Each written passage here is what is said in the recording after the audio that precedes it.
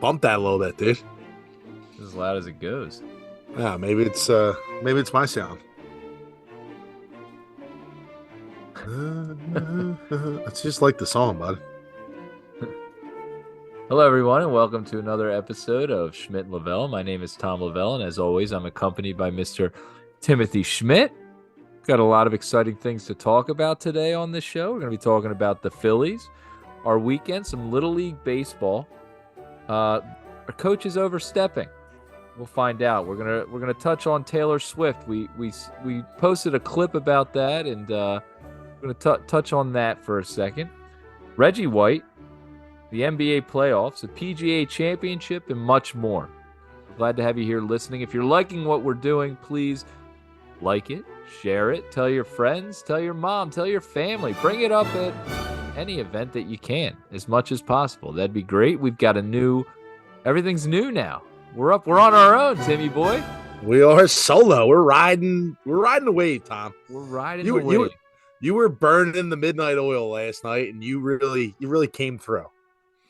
Oh, Tim, that means a lot to me. You know, we keep trying to make this show better for you. We're constantly talking about, what we want to do on the show, how we're going to put this out or put that out and entertain people. And Tim, I think we had a bit of a heart-to-heart this week over, I don't know if there's maybe some therapy that me and you maybe need to go to. I feel like part of us is worried that the other is going to leave, or say like I said something about maybe the show, like, oh, I think we need to do this. And then you're like, well, wait, what is that supposed to mean? And then I go, well, no. I'm not saying this or that. I feel like maybe some couples counseling is in order for us. No, I think we're good. I think you're maybe reading into it a little bit too much. Am I projecting? I think you are. We're dialed in right now, Tom. There's times where I feel that that you're not carrying your weight, and that I need to deliver a little bit more, and you feel a little inept, if you will. Mm. Oh, that could be The word of the the word. week. Timmy likes to drop these gems on us. I'm not a college grad, and so that's your, you like to drop big words on us. I'd say that's your modus operandi. Yes, my MO. Oh, Yeah, am I learning? you are learning. You're putting, listen, you're listening to the show and you're putting it right back into it. I love it. You're learning and you're throwing it right back into the show. So, we Yeah. talked about how we love talking about sports. It's a part of our lives. Philadelphia, it's in the community. It's part of Philadelphia is sports. And we're huge fans of all Philadelphia sports. And if you've been listening to the show, you can tell that it's an emotional thing. It's something that we're deeply rooted in from our childhood, and we go to talk about it. We want to kind of keep it a little more light, but when the Sixers blow game fucking 7 in a series that they should win, are we going to be a little upset about it? Yes. Are we going to dwell on it a little bit? Yes. Are we going to maybe dive a little deep? Of course we are. We're Philadelphia fans, and that's what we do. Am I right? That's right. Yeah, we have the ability to blow our top as passionate as a fan base as we are for our Philly sports teams. So, that's what's called for sometimes. And we like to keep it real on this show, and we'll be real. We'll try not to get too far deep into the X's and O's, and we'll just kind of keep it from a fan's perspective. And if there's some insight that maybe I can provide from playing sports or from what I see, then I'll provide that. But otherwise, let's keep it like, let's scratch the surface, Tom. Yeah. Let's just scratch the surface. Scratch that itch. Like the great Jennifer Lopez said, I'm real. Don't be fooled by the rocks that we got. We're still Tom and Tim from the block. So, speaking of the block, that would be a good transition. should we start with, whoa, speaking of the block, a lot of blockheads out there, Tim.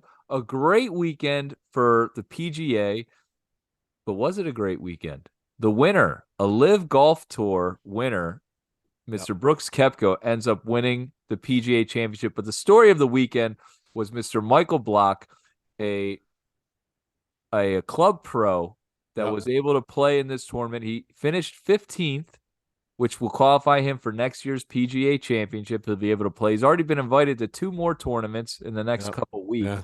Yeah. The hole in one is storybook, and I had to say I loved his hat. It looked just like the Monday Night Raw logo. What a guy! What a golfer! Tim, were you watching Michael Block over the weekend? It was hard not to turn the channel when, and you know what? I wish there was a little bit more coverage on him. Listen, when you're when you're following a major championship, obviously the story is who's in the lead and who has the potential to win it. But I mean, this storyline took on a life of its own. It was fantastic to watch, and it's legit something out of Hollywood. To be honest, it's Roy McAvoy. If you guys, for you Tin Cup fans out there, it's very much on the same kind of hero's journey as Roy McAvoy did. A driving or a driving range pro in the middle of nowhere. It's just similar parallels, and what he did this weekend was just unprecedented. I mean, these club pros, Tom, make $75,000 a year at the most. And Yeah, what they're doing is when you show up, just to give you clarity on what this guy does, when you guys go play, any of you guys that are listening, go play in a scramble format at a private country club or some country club around you guys. He's the guy that organizes it. He's the guy that does the opening, like, hey guys, we're playing a 4 minute scramble. Like, that's that dude. we're And gonna he be went no, out. we're gonna be car path only today. It just rained. Exactly. He's That's what doing he's all the doing. bullshit. He's a regular Joe at a club in Southern California. Yep. 75,000. I think it's $150 for a lesson from this guy, which isn't an incredible rate. I'm hoping that'll go up. But I think he ended up winning about $300,000 in this Yeah. tournament over the Yeah. weekend, which So is yeah, huge to him. he ends up winning $228,000. I just saw that he's getting offers for $50,000 for his 7 iron that he used on the hole in one on the 15th hole. So I mean, it's life changing what this dude did, and it was just incredible theater to watch from honestly from the start to the finish. I mean, he look only 20 of these guys get invited to the PGA Championship a year, and the best pro I believe gets invited back. Or actually, no, I don't even think that's the case. But regardless, the dude goes top 15, gets invited back. He gets exempt. So now another one of these PGA Tour pros or club pros gets invited next year instead of him because he's automatically qualified, which is fantastic. So, Yeah, um, that's pretty awesome. It gives someone else a chance too. And that hole in one, without it, he doesn't qualify. I mean, this is storybook stuff, Tim. Like I watched the video now of him making it and how cool he was, and he's like, "No, it didn't. That didn't yeah, go in." He's playing yeah, with Rory McIlroy. His yep. reaction when he found out he was playing with McIlroy was incredible. The crowd was great. They were going crazy. They're calling them blockheads, and I was loving every second of it. We popped at the bar. If you haven't checked it out, there's a great video of his club that he works at going crazy when he hit that Yep. hole in one. So go check that out. It's an awesome video. Tim, a big question at the bar. If Live Golf offers him a big contract, does he take it or no? A lot of old guys are upset with Live Golf. They think it's blood money. They're like saying, no, you can't go do this. What do you do, or what should he do if he gets offered a big contract? I mean, look, I don't know if that's actually going to happen, but if he does, I mean, you got to do what's best for your family. But I mean, why not? I mean, it's not like you're fighting in a war. Like there was a great clip with Brandel Chambly, who's on Golf Channel, and I think it was Stuart Appleby, maybe, or actually it was Brad Faxon, and they were going back and forth of talking about like if Brooks Koepka is going to make the Ryder Cup team, and Brandel Chambly was like, "Well, he plays for Live Tour, like he can't play," and Brad Faxon's like, "Dude, it's golf. Like we're not fighting a war here. Like they're just playing a Amen. sport. Like They're it's just not that big playing of a deal. golf and they're trying to do what's best for them and their families. Yeah. So I mean, look, if he has an opportunity to make that money, then so be it. Take it. This dude's changing his life, and it's just a great story, and it's getting better and better. As the days goes on, he got a text message from Michael Jordan. What?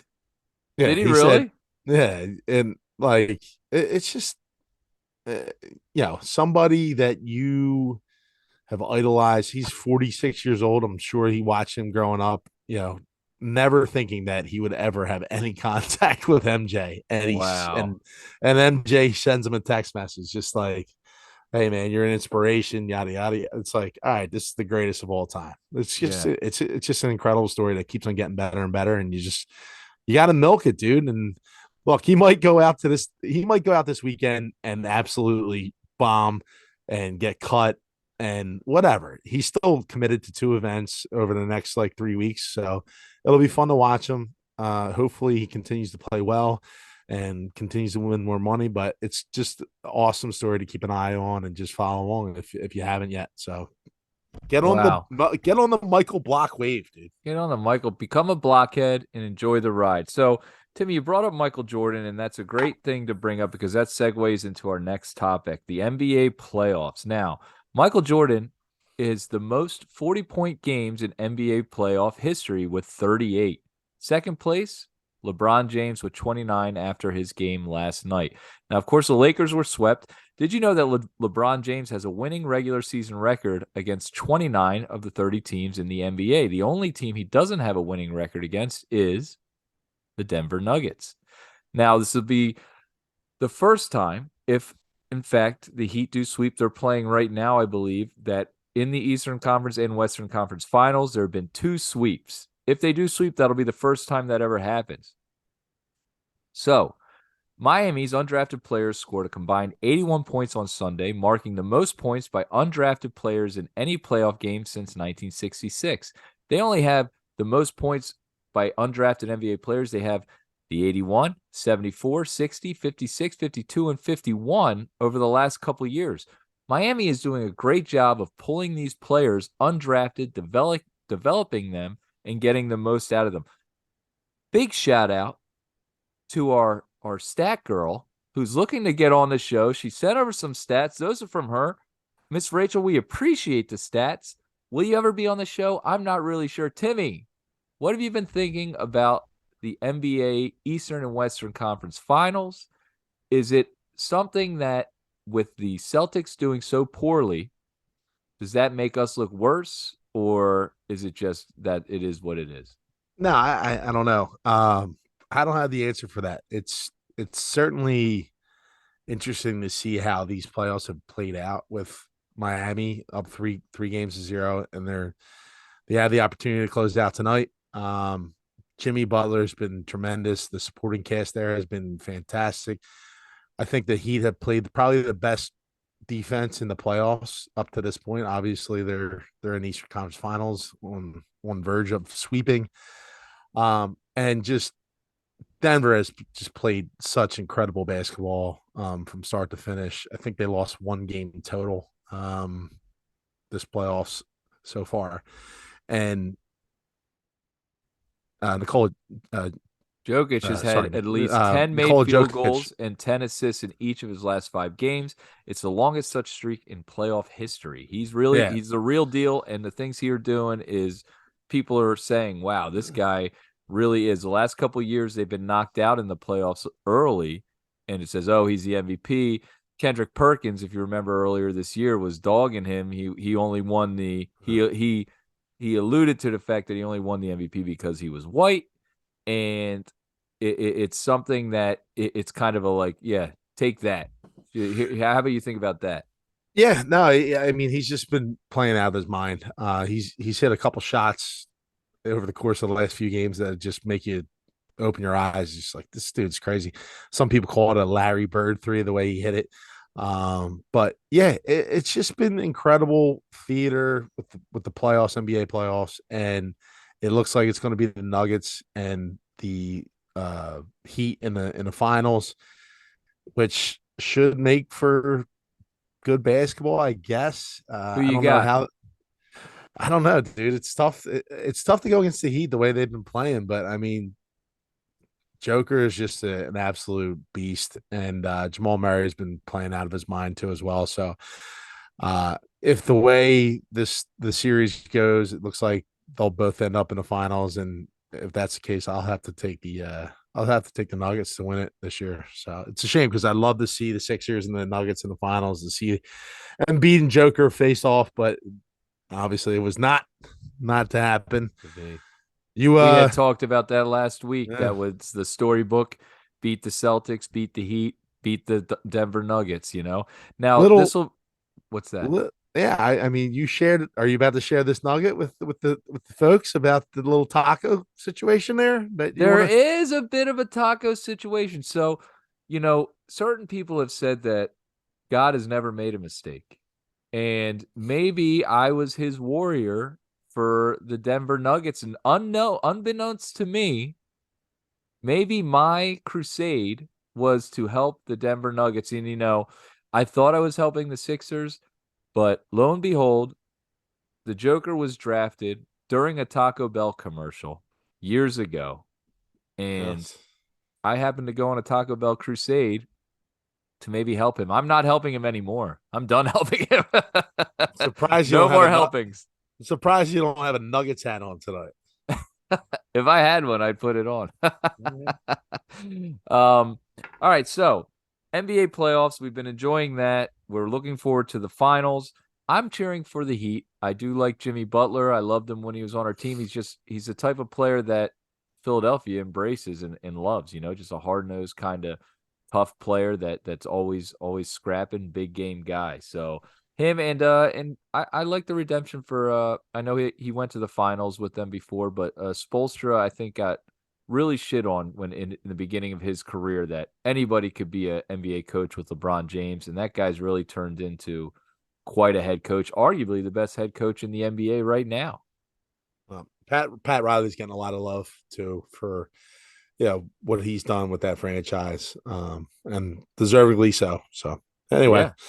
Hopefully we can bring in some winners like that to our organization. onward and upwards, Tommy. All right, so Tim, we had a big weekend this past weekend, me and you, and so I had a lot of things going on, and I want to get back to Little League Baseball. So I coach Little League Baseball, as you know, probably the best 5-year-old baseball team on the planet that's ever been. And we're Yeah, undefeated. We kick everyone's ass. We get out there. We hit bombs. We get out there. There's a big thing this weekend. So it was raining a little bit. And I had to deal with a lot of BS. It's starting to rain. The game's in a couple hours. What are we going to do? It's a light rain. The fields look okay. I'm running up to the fields. I'm checking the fields. I'm emailing the team. I'm messaging the parents. I'm here. The field looks okay. They're playing the other games. I'll get back to you in an hour. Please keep a watch. I'm watching the rain. Oh, now it's coming down. What are we doing? Are we going to have these 5-year-olds standing out there in the rain? It's 5-year-old. The argument. It's 5-year-old baseball. Does it really matter? Do they need to be standing out there in the rain?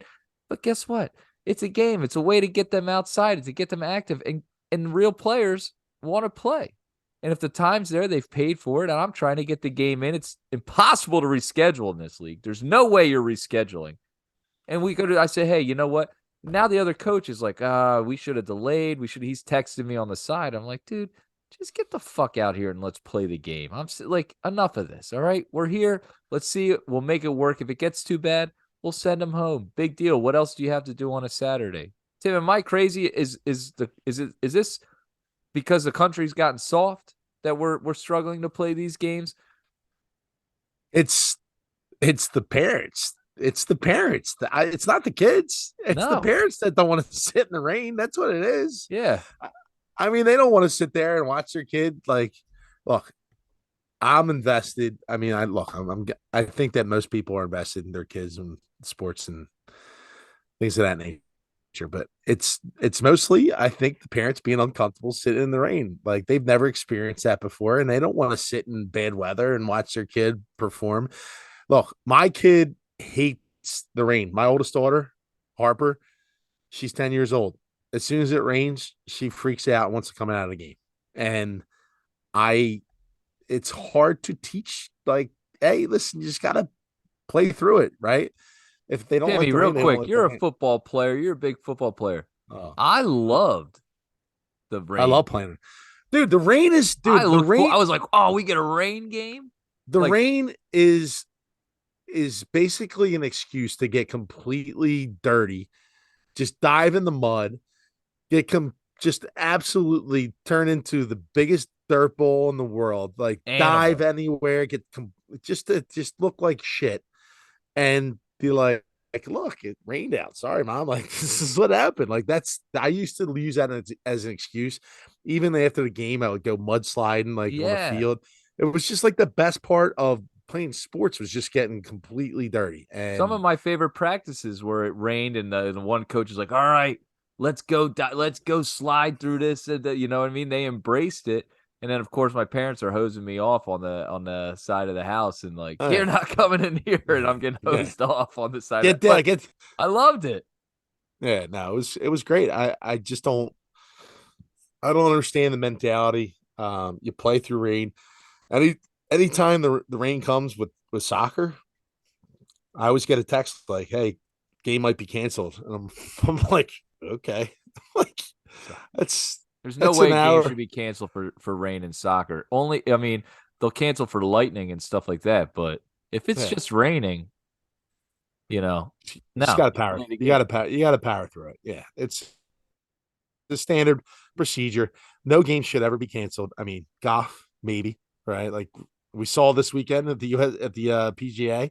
It was pretty tough conditions out there, but I mean, look, kids aren't playing golf at that level Heavy at this rain in point. baseball, if they got to grip the ball, I get that, but this is coach pitch. I'm pitching the ball. You know what I mean? So half these Yeah. kids don't know where they're throwing it anyways when they get it.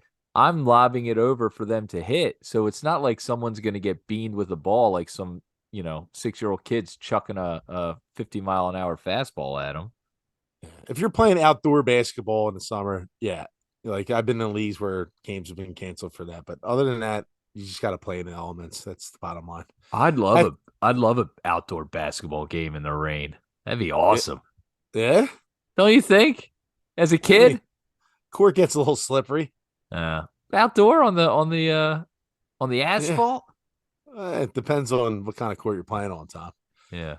Obviously, you haven't really played organized basketball that Not a long, lot of really. organized basketball, man. So either way, it actually made it easier because when we play, those kids, 5-year-olds, they love kicking up the dirt. And with a little rain, there was no dirt flying around. I didn't have it all flying around them. I didn't have to Yeah, then yell you at get them. mud. Yeah, you get mud fights. They Yeah. start picking up the mud and they start playing at each Well, at other. least it's not blowing in the wind. You know what I mean? Yeah. We're not just dust blowing in the wind on that one. But so one more thing about this coach. He was complaining about we should have delayed it. Nice guy. Super nice guy, okay? But he's always trying to slow down things in this league, like, hey, I want to keep them to one base at a time. And I said, hey, man, I want them to learn to, if they can get two, they stretch it. They get two. If they can get three, get three. I mean, God, if a kid can hit a home run, that's awesome. Let him have that moment as a kid. He'll never forget it. And so this guy's like, I don't want. Next thing you know, my team's smacking these balls, and a couple of kids, they only get one or two a year where it's like they can take extra bases. Well, Sure. he's out there, he knocks the ball down. Tim, and I know it's a silly, it pissed me off so fucking bad, dude. I was so uh, mad I was like, what are you doing, man? I was like, especially the one kid, he works, his dad and him play and like try to do extra BP after the game and stuff like that. Like, just he loves it. He's a dog. This kid's a dog. Like, he's gonna be good. He's figuring it out. Dude, he smacked one and it was going to the outfield, and the coach reached up and boom, knocked it down. with what? Like a glove? He had a glove, yeah. Uh, And then what the one of the other coaches goes, "Yo, coach!" He yells at, "Yo, coach! What are you doing? Yo, let it go!" You know. And then he's like, "Oh, get to second." Like, you knocked it down. The ball's at second now. That was extra bases. And this like, kid, dude, you fucked up. You know you fucked up. Like, he knew don't he knock the fucked up. ball. Yeah. Yeah. Go to second base. Yeah, Yeah. yeah, yeah. Like, how do you know the kids would be throwing it all around? We could have had a homer there. Well, what we do in that league is, real quick, they if it comes in the infield, yeah, they're gonna overthrow, they're gonna do some of that. Once they get in the infield, okay, you stop. We're not like trying to take all the bases, but if you hit it to Yeah. the outfield and they're chasing after a ball, get the extra base. You got to learn Yeah. to go. You don't just stop at one. You get double, triple, home run. It's not like It's not Walter Matthau and Bad News Bears. No, well, that's me, I guess. Uh, Lining it up, ready to throw. Strike one. When I struck out Catfish Hunter. All right, so Tim, after that, we had a birthday party, and it was a karate birthday party. Do your daughters do karate? Have you ever signed up for karate? no, no, never. I was always a decent fighter. Just never did karate. Yeah. Well, you got an older brother. I imagine there was a lot of fighting going on at home, at least. Major fights in the household. I used to beat the shit out of my sister a lot too. That was fun. Nice. But yeah, I mean, I used to hold my own. I was a spaz when I was a kid. That they don't teach Was. that. Yeah, they don't teach that. You just freak out, just fists fly everywhere, fists of fury. A bit of a spaz? Yeah, I was a little nuts. Well, yeah? Like what? Yeah, Like anything would just get you, and next thing I you would know? just, yeah, I would freak the fuck out, and I would just. I remember when my brother's friends would come over when I was like in grade school. They would come over and they'd like pick on me. They like hold me and they like give me noogies and shit like that. And like they'd like hold me down, and I would just like start freaking out, and like I would just freak the fuck out, and I'd lose my mind, and I just like start. My arms would be going flailing left and right, and I just start pushing people, punching people left and right, and that's what like a spaz was. Like I was just a spaz. I was just crazy, dude. Like it was dangerous. So that was me. It wasn't karate, but it was spaz worthy. Spaz Schmidt. Yeah. Spaz Schulman, Yeah, you were going to?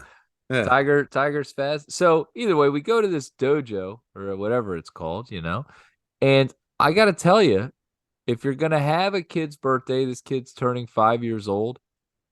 Great place to have a birthday party. They did a great job in the indoor shopping center.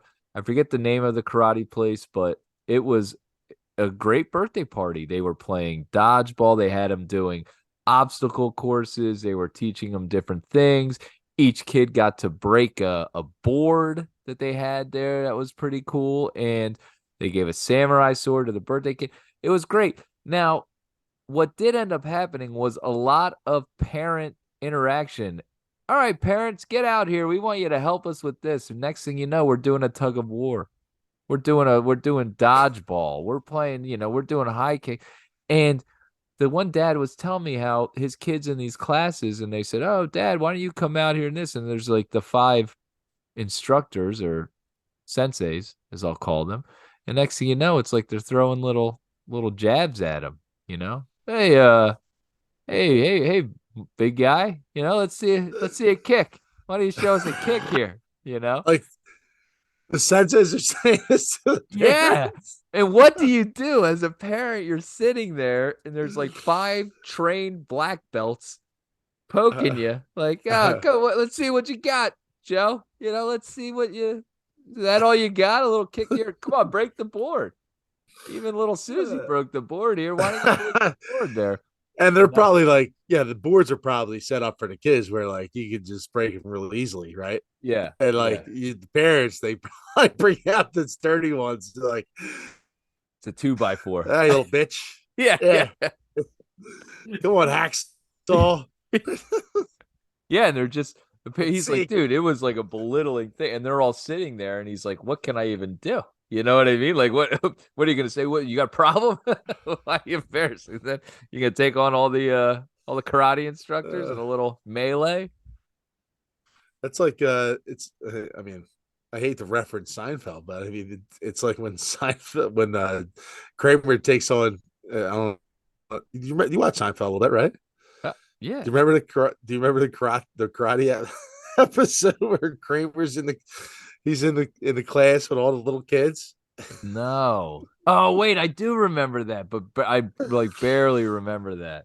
He convinces Elaine like that, you have to use karate and the mindset of karate and shit. Like she doesn't realize that he's in this in this class with like 6-year-olds, 6 and 7-year olds, and it leads it, dude, just like Seinfeld episodes do. It leads into bigger and better Big things. It's pretty funny. shenanigans. Yeah. Oh man. All right, Tim. So over the weekend, we did want to give a shout out to one of our big fans of the show, the ill one. You know, I was talking about how I Oh, coach dude. Oh, yeah. baseball, and you were saying something that you saw a video that the ill one had posted. Yeah, no, it's cool because we're both dads and we get into this stuff a little bit on the show, but just a cool moment from what I saw on his Facebook, and it was him throwing pitches. He was in the backyard, right? And he recorded him and his daughter. He was basically throwing batting practice to her, and he's like coaching her up and stuff like that. She's smacking, dude. She's lacing some hits, dude. Right, like right back over his head. One like went over to fan. It's just like a cool situation, right? Like you see stuff like that, and it kind of like moments like that. You'll remember forever as a dad, right? Like you look back and Yeah. like I remember I was telling him, I said, dude, my daughter during the Phillies run last year came downstairs in the basement and she was like, Dad, you mind if I watch the game with you? And I was like floored. I was like, finally, like she's into baseball, and like it was an awesome moment, and I'll never forget it. But then, like 2 innings later, she's like, Dad, can I go watch YouTube? I was like, fuck. Like, I wish you Ah! just, yeah, I thought I had you. But like, he's in the backyard throwing batting practice to his daughter, and she's just roping hits left and right. And I remember those moments with my dad when like he would take me up to the local baseball field and he'd paint balls, right? He would paint a red. He had all baseballs in this bucket, and half of them would be red, the other half would be blue, and the other ones would be white. And he would throw batting practice to me, and he would make me call out like what color it was before I actually hit the ball. So like call the color out, and it's just just to focus on what the actual ball was and stuff like that. And like I don't have video of that, but it's a memory that I'll always remember. And it's like just cool little shit like that that you'll be able to remember for the rest of your life, and hopefully your daughter remembers it for the rest of her life. You know what I mean? It's cool. It was just a cool Absolutely. video, and I just wanted to shout him out for doing that, being a good dad. So cheers to you, brother. The ill one, we love seeing that stuff. That's what life is all about. My favorite thing to do is throw BP to my kid in the backyard. Never forget it. All right, so we've posted a video recently about Tim's take on Miss Taylor Swift, saying that she is from Philadelphia when she's not from Philadelphia. Now, there's a lot of things that go into saying where you're from, Tim, and it's funny because when I was younger, I used to be like, oh, yeah, I'm from Philadelphia when I was out of town. And as I got older, I realized, no, I'm going to say I'm right outside of Philadelphia because it's a thing. If you're not from Philadelphia, it's kind of it's a violation to say that you are from Philadelphia. Now, on the other side of the spectrum, I don't mind people being fans of Philadelphia that are mega stars because I feel like it helps the city. Obviously, Taylor Swift is a big star, and for her to be an Eagles fan is a good thing for us. You know, we got her, we got Bradley Cooper, Mike Trout, as you had mentioned, Will Smith. Will Smith. He'll slap a motherfucker if they got a problem with that, right? So we were talking about how it's funny where people they'll say where they're from, and in like in Delco, it's what parish are you from? And I believe that's the way it was in Roxborough for a little bit. Yeah, growing up in Philadelphia, it was, hey, I mean, you just took the words right out of my mouth. It's like, hey, where are you from? And you would say like, oh, Northeast Philly. They're like, oh, well, what grade school or what parish did you go to? And I mean, most of the people that I grew up with or around in Philadelphia were from a Catholic, parish, grade school. Um, I was from St. John the Baptist. There used to be 5 different Catholic grade schools in this area. It was St. John, St. St. Lucie, St. Mary's, IHM, St. Bridget's, like all those schools existed. And if you told somebody what parish you went to, you kind of had an idea of exactly where it was because you knew where St. Bridget's was. St. Bridget's was in East Falls, right? Yeah. Same thing with Northeast Philadelphia, like St. Tim's, St. Luke's, like St. Dot's, like all these other schools, and you could tell, hey, St. Tim's was from like if you went to St. Tim's, you were in Mayfair. Everyone knew that. But that's just the way we grew up. And anyone that's like 30, probably 30 years old and older, kind of went through that whole process is like, where are you from? And it was parish and then neighborhood, right? And then eventually we get to high school. What high school we go to, right? Right. In So I mean Philadelphia, that that's tough, the high school, because it's not like, I mean, a lot of guys go to Roman, but I feel like you're from kind of all over when you go to Roman. You can be from Fairmount, East Falls, Roxborough, yeah, there's several places you can be from. Like when people would say like where you're from, and I would say Lansdale, and they wouldn't know. I went to North Penn. They seem to know North Penn, you know what I mean, sure. or Lansdale Yeah. Catholic, So Yeah. we always went right to the high school, I feel like. And then it was the opposite. I was talking to your uncle today about, this is your uncle, right? Or your cousin?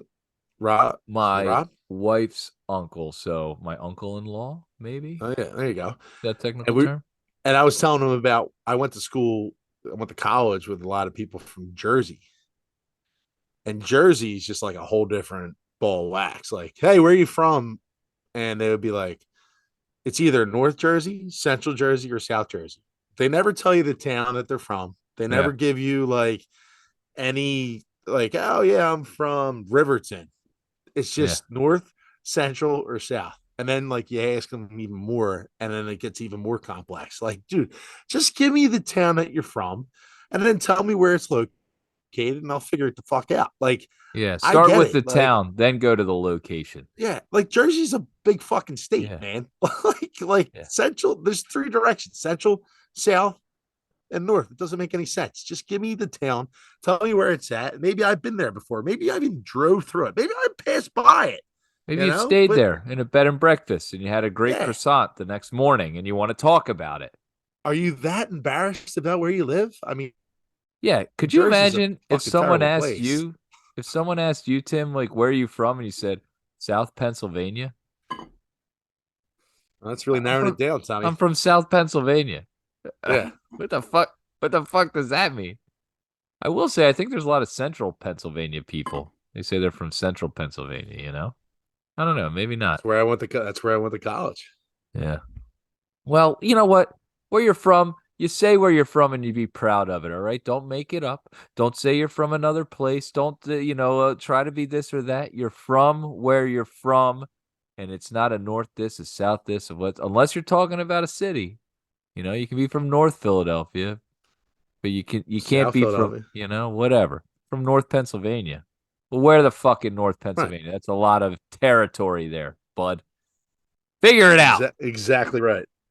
All right, Tim. So I texted you this weekend, and I feel like you were a bit almost Hmm. blindsided by this text. But I saw something on the Twitter, and I said to you, well, it's not mine. So they posted a list of the top 10 Eagles of all time. And the way I look at it, when someone Yeah. says the greatest Eagles of all time, the way I look at it, I will say, is what represents an Eagle? Who's an Eagle? The greatest Eagles. You tie in who they are, what they do, their career, the whole deal, right? The list goes: number 10, LaShawn McCoy. Number 9, Troy Vincent. Number 8, Jason Peters. Number 7, Harold Carmichael. Number 6, Steve Van Buren. Number 5, Randall Cunningham. Number 4, Donovan McNabb. Number 3, Brian Dawkins. Number 2, Chuck Bednarik. And number 1, Reggie White. And I texted you, and this I know is a controversial thing, and this is probably why I texted you. But to me, number 1 is not Reggie White. He's not the greatest Eagle of all time, in the fact he had half his career here. He went somewhere else, and I moved here after he had gone to, I think I got a year of him with the Eagles, and he moved to Green Bay. And I just I feel like I feel like Chuck Bednarik. I think he won 3 championships with the Eagles. Concrete Charlie, one of the greatest, most storied players in Eagles history, as an all-time Eagle would be higher. And personally, I have Brian Dawkins ahead of him too, because I love Brian Dawkins. So first of all, the the Eagles have only won one NFL championship. That was in 1960. Okay, I and then would they won, disagree with you there. I would and then they, disagree with you and there. then they won, and then they won in night or in 2017. Okay, I'm gonna say that's not true, and I may if you're be talking wrong.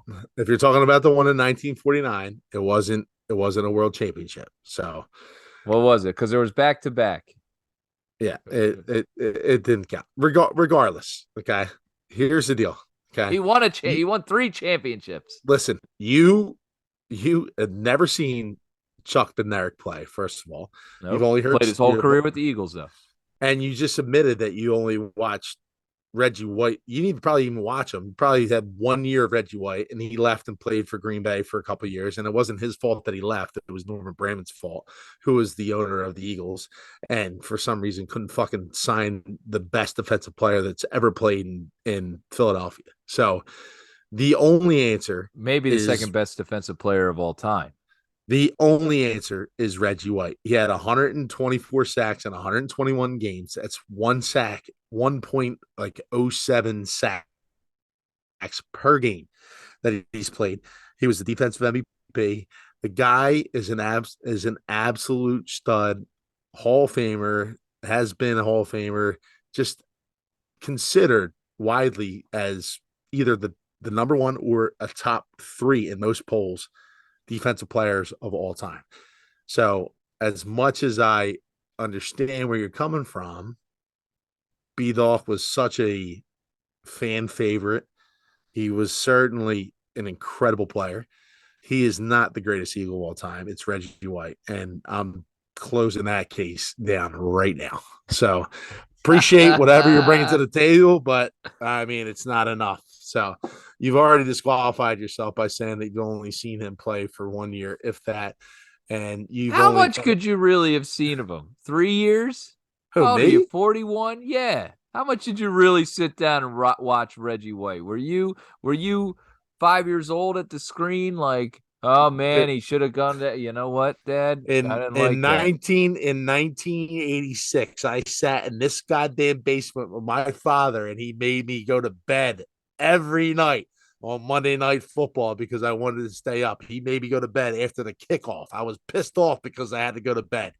So I remember that every goddamn freaking weekend where I couldn't watch football time. I was out on my front yard playing football from the time I was 4 years old on.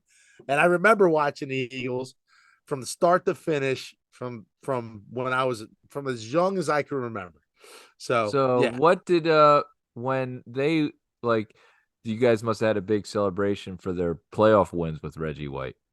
Yeah, no, they didn't have any They didn't really have at any all. playoff wins. Not No, one. Not a no. single playoff win.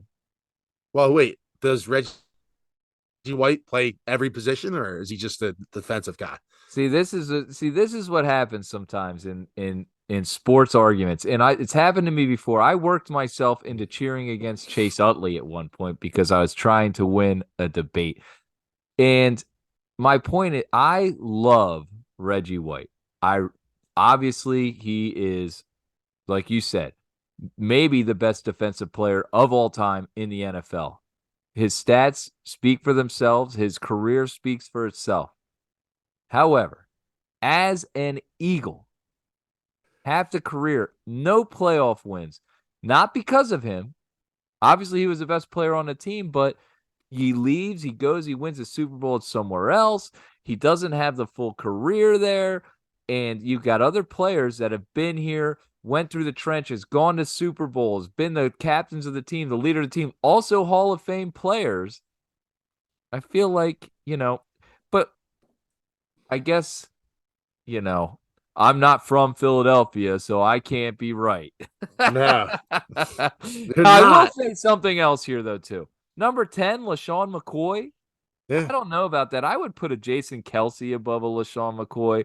I would put a Well, Lane well, Johnson up there's no higher on that list. I there's feel no like that list listen, is not. hold on. There's no active players on that list right now. Probably for a reason. I mean, Uh, Jason Kelsey's probably going to end up being one of probably a top 5 or 6 all time Eagle. He's probably going to end up overtaking Jason Peters. Lane Johnson is probably going to be up there as well. But look, LaShawn McCoy is the all time leading rusher in Philadelphia Eagles history. I thought that Brian Westbrook was probably on the same level as him, but he has the better numbers and is a longer career. So I mean, obviously he gets the nod. So, but yeah, I have too much love for Reggie and that defense. Tim, were you a And a lot of defensive Philadelphia. player when you played in Yeah, college? You played defense, yeah, right? yeah, Linebacker or yeah. I what'd you was a play? linebacker and I was a safety. I played both positions, but that doesn't matter, Tom. It's about No, I look, just, defense. just throwing out, you Tom, probably have a little more love for defensive players. Defense is something that this city like loves. If you notice, You're yeah, right. That's true.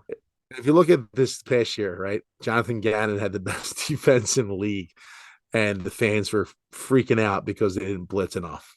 Um, and it's because of Jim Johnson and it's because of Buddy Ryan, all the I predecessors love that came Jim before him. Johnson.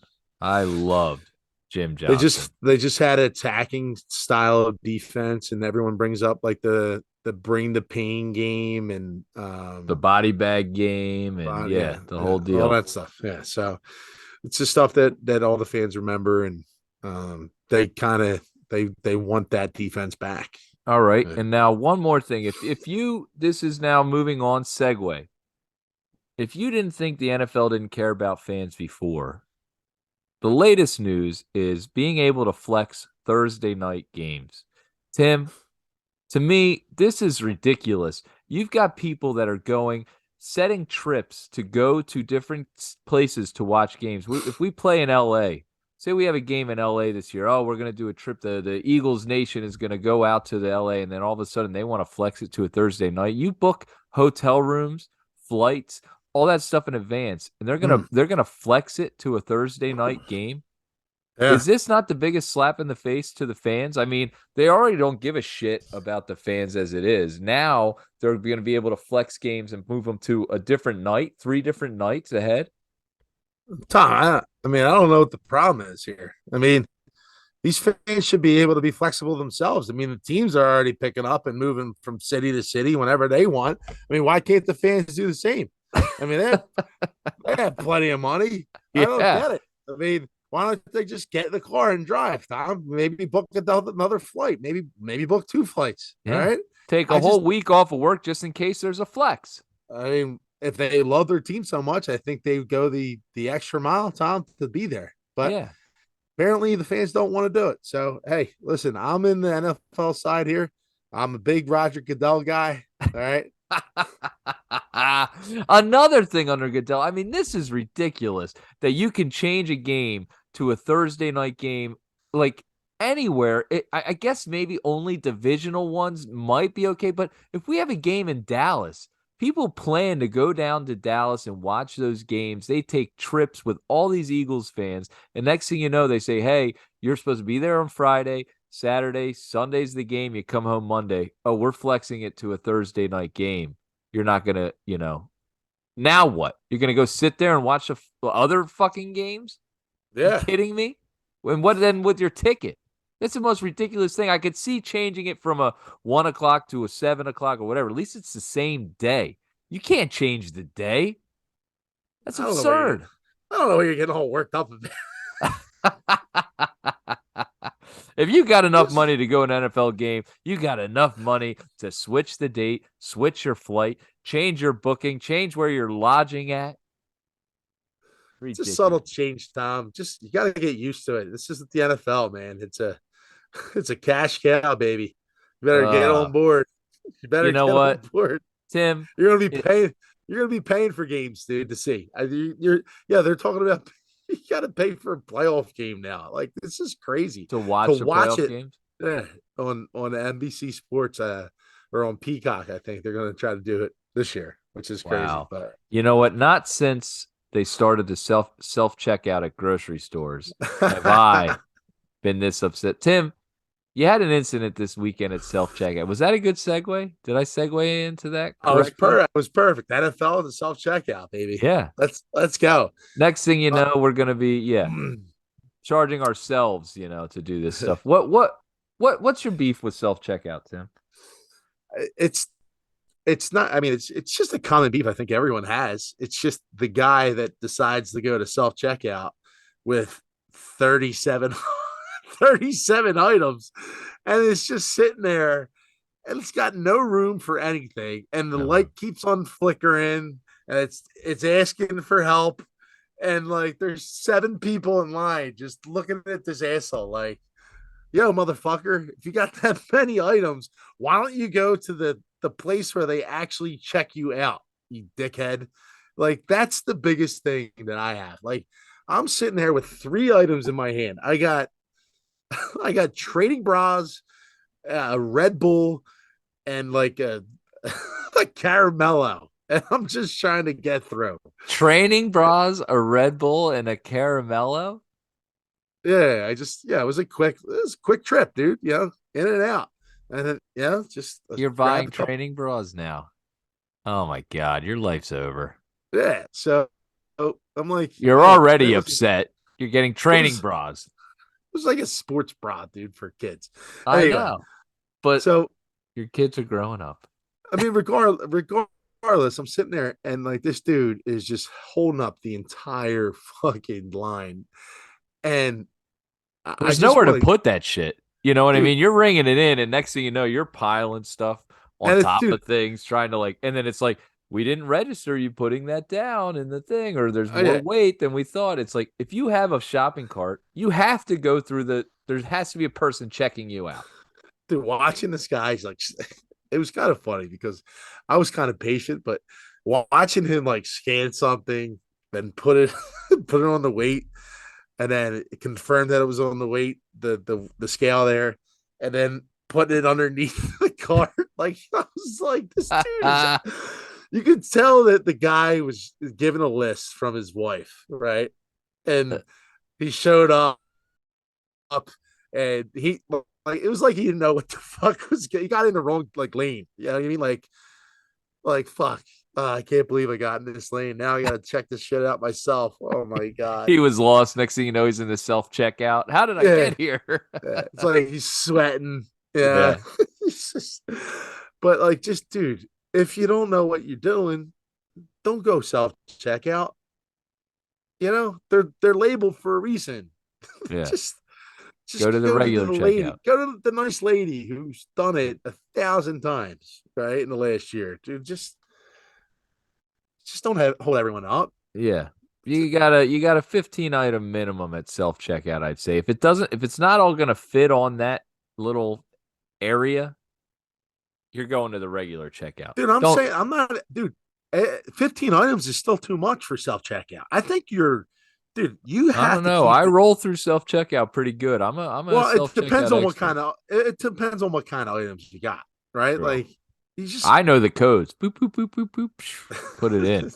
4011 bananas. Done. nah. You know I that? think it is, yeah. 89825 loose carrots. Boom. Put it in there. I'm a big carrot guy, Uh, But that's a whole nother story. 911 asshole. All Asshole right. at self checkout. We have an asshole at self checkout, thinks he knows all the codes. So, Timmy, we're going to be coming to our last topic of the show, and a great show it's been. And as we've said before, if you like what we're talking about, please give us a like, a comment, a share. Do whatever you can. Subscribe. We have our own thing now. We have our own channel. If you've made it this far and you're listening to this, hit that subscribe button. Say, hey, I want to hear when Tim and Tom put out new episodes every week. Content, Tim, if you will. this pack We're content creators, That's you what we know, are. We're influencers. influencers. We have a podcast. We have a show. So this past weekend, there was a big game on Saturday afternoon against the Cubs, and the Phillies put up a big number, and there was a big hit by Mr. Kyle Schwarber, a grand slam. Some people have stated, and they're all excited, that that was the hit that is going to be remembered as the hit that turned this season around to where the Phillies now will head to the postseason and hopefully a World Series championship. Tim, this is a bit of an overreaction. Uh, yes, since they've lost two in a row since that home run. Absolutely. It's complete overreaction. Dude, I hate to keep on diving into this. I'm not gonna freak out because it's still May, but if we keep on getting into later months and we're still saying the same shit, obviously we're in a bad spot. There's not a single swing that's gonna change the fucking the trajectory of this team right now. It's players that need to pick it the fuck up, which are Trey Turner, which is Kyle Schwarber. Everyone else is And the performing pitching, pretty Tim, well, you've but been like, talking about the bullpen. They don't seem to be yeah, able to do it. So I would say no, it's those big starting time pitching. players in the start It's in the pitching. it's starting pitching, and it's certainly the bullpen. And yeah, you're banged up all up and down the lineup. Alvarado's down now, but it's just it's very similar. We're on a similar path that we were on last year. Very similar path. We're not as bad, and we're not 8 games under 500, 9 games under 500, but I mean, we are certainly treading water, and we need these guys to step up. And Trey Turner just recently admitted that he's been awful, Well, at which is least he can nice. admit it. It's Let's nice. go. Yeah, Turn it around. yeah, it's nice for him to do that. But guess what? Yeah, you're making $300 million a year, dude. Or I'm sorry, $30 million a year. Let's deliver. Let's start fucking. He had his first RBI with runners in scoring positions since April. But What? yeah, That's he's awful. dude. He still has less home runs for the Phillies than he did for the World Baseball Classic for the USA. Oh He my had gosh. same thing with RBIs. He doesn't have. It's just nuts, dude. It's just nuts that he's been so underwhelming. But we'll see how it turns out. Hopefully, they get back on track. And next week we're talking about a 5-game win streak. That's right. You know what, Tim? He needs to pick it up just like we've picked it up. We're on our own now. We've got our own show on all our own socials and all our own platforms. If you like what we're doing, please subscribe, like, share, comment, do all that stuff. We appreciate you listening. We've turned it around. We've picked it up, and now it's Trey Turner's turn. Maybe he'll follow us. We're leaders, Tim. We're captains. You know what I mean? And Trey Turner can learn a little something. It's to get better every day, just like us, right? That's right. So we appreciate you listening. We love you out there. Tim, got anything to say to all the Schmidt Lavelleites out there as we sign off? The greatest trick the devil ever played was convincing the world he never existed. Hey. What movie? Oh, come on. The Usual Suspects. Great Nice. movie. One of the all-times. Kaiser Soze. And we want to cheers to Kaiser Soze. And also, how about we have one for Ched? What do you say? Here's the Ched. Thanks for listening. Oh, shit. Next week, we'll see you.